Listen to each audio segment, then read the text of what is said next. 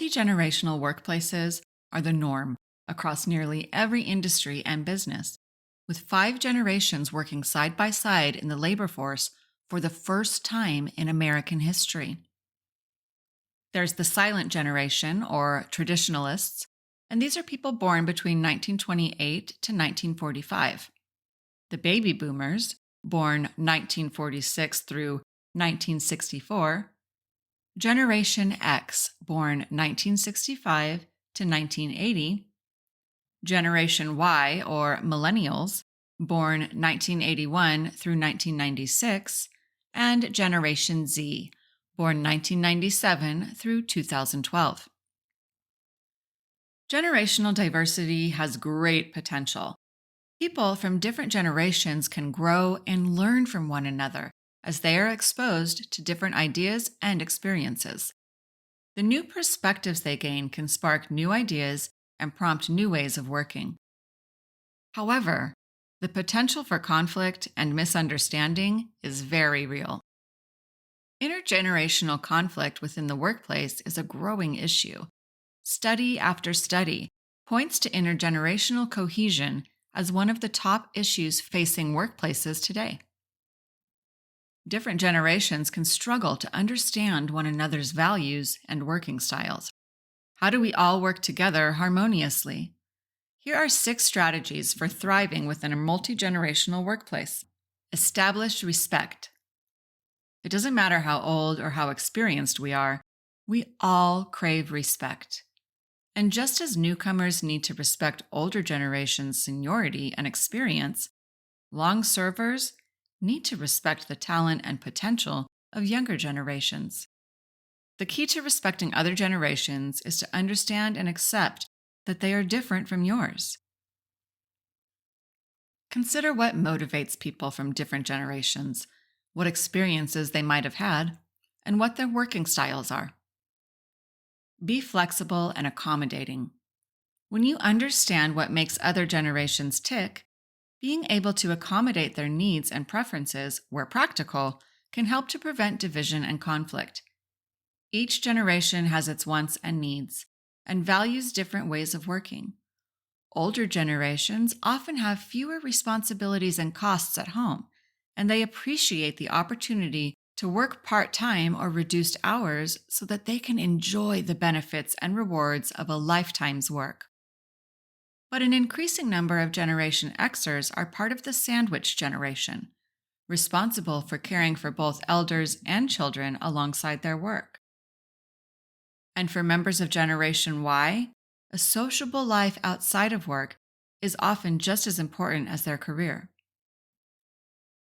Avoid stereotyping. It's easy to stereotype different groups. For example, if you're a baby boomer, you may think of millennials as tech-obsessed and lacking in people skills. To Generation Z, boomers may seem to be stubborn and inflexible. Everyone is unique, so instead of assuming the worst, fight your unconscious bias and accept individuals based on their merits, rather than as typical members of particular generations. Learn from one another. The different generations have a wealth of knowledge and experience that they can share. The boomers in your team, for example, can pass on the knowledge, information, useful contacts, and perspectives that they have developed during their years at work. In return, a Generation Y colleague can help them with recent innovations, such as the latest developments in social media and viral marketing.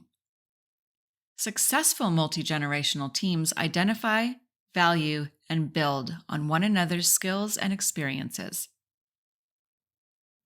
Tailor your communication style. The generations often have their preferred methods of communication. Silents and boomers tend to use one-on-one, telephone, or written communication, whereas Generations X and Y tend to like emails and texts. Generation Z generally prefers the collaborative interaction of social media. Generations differ in the degree of formality they use, too. Older team members tend to be more formal, whereas their younger colleagues will more likely use colloquialisms, abbreviations, and emojis.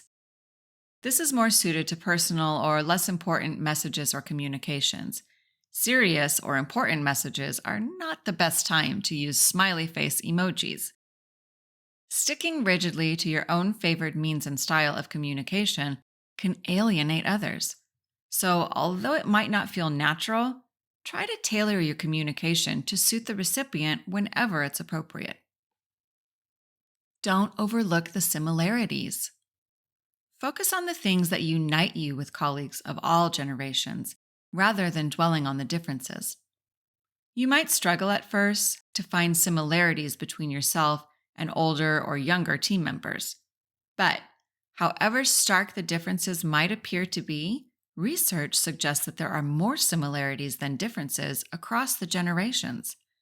After all, most people like to feel engaged with their work, to receive fair pay, to succeed, to build a better quality of life, to be happy and respected, and so on. Learning how to work with instead of against the generational differences in your workplace can help you to become more productive, effective, empathetic, and most importantly, happier at work.